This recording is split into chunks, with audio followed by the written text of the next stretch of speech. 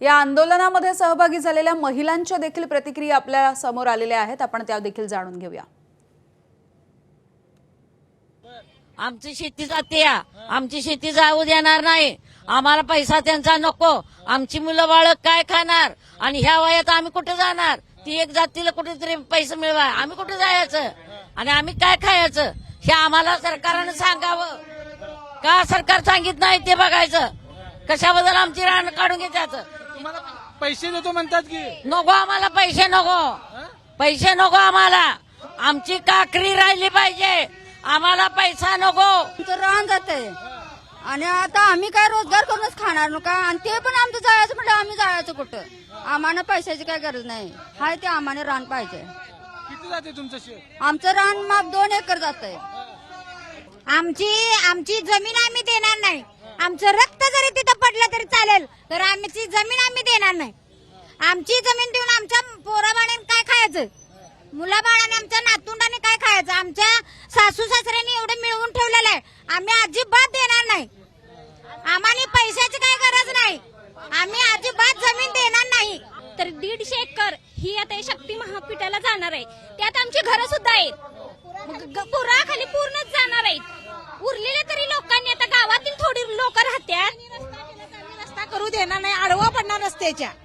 आमच्या वरनं करू देणार रस्ता, आम्हाला त्या भरीला घालू देत पडतात, कारण आम्ही रस्ता होऊ देणार नाही। आम्ही खायचं, राहायचं कुठं, जायचं कुठं? तिने स्वतःची जमीन आम्हाला देऊन द्यात, घरात देऊन द्यात आम्हासनी आणि करू द्यात रस्ता। बघा कबूल होत्यात का? आम्ही आमची जमीन काय द्यायची? तर अत्यंत संतापलेल्या अशा प्रतिक्रिया इथल्या महिला आंदोलकांच्या देखील आपण बघितलेल्या आहेत। हे आंदोलन अधिकाधिक तीव्र होईल अशा पद्धतीची वक्तव्य या सगळ्या आंदोलनामध्ये सहभागी झालेल्या नेत्यांनी देखील दिलेली आहेत। सध्याची ही शक्तीपीठ महामार्गाला विरोध करणाऱ्या आंदोलकांची या मोर्चामधली दृश्य आपण जाणून घेतोय आणि पाहतो आहोत। पुन्हा एकदा जाऊयात, विजय केसरकर आमचे प्रतिनिधी आहेत आपल्यासोबत। विजय, कोल्हापूरमधल्या तीर्थक्षेत्रांना जोडणारा हा शक्तीपीठ महामार्ग याविषयी आपण बोलत होतो। महिला वर्गाची प्रतिक्रिया देखील तुम्ही घेतली, अत्यंत संतापजनक अशी प्रतिक्रिया महिला वर्गातून देखील येते। आम्ही अक्षरशः रस्त्यावरती झोपून आंदोलन करू, मात्र आम्ही आमच्या जमिनी देणार नाही। आमच्या पिढ्यानपिढ्याच्या या जमिनी आहेत त्या आम्ही देणार नसल्याची भूमिका महिला वर्गाची आहे।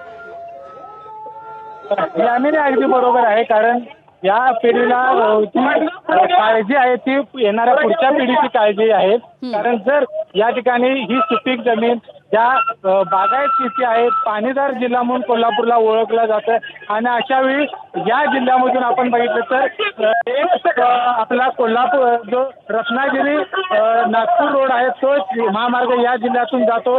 कोल्हापूर जिल्ह्यातून खाली कोकणात असेल, गोव्याला जायला असेल, जवळपास 4 ते 5 मार्ग आहेत। असं असताना तुम्ही आणखी एका नवीन मार्ग का करता, अशा पद्धतीचा सवाल आहे तो या ठिकाणी शेतकऱ्यांच्या वतीने करण्यात येतो। कारण नागपूर रत्नागिरी एक महामार्ग आहे, त्याचबरोबर राधानगरीमधून कोकणात खाली उतरता येतं, गगनबावड्यामधून खाली कोकणात उतरता येतं।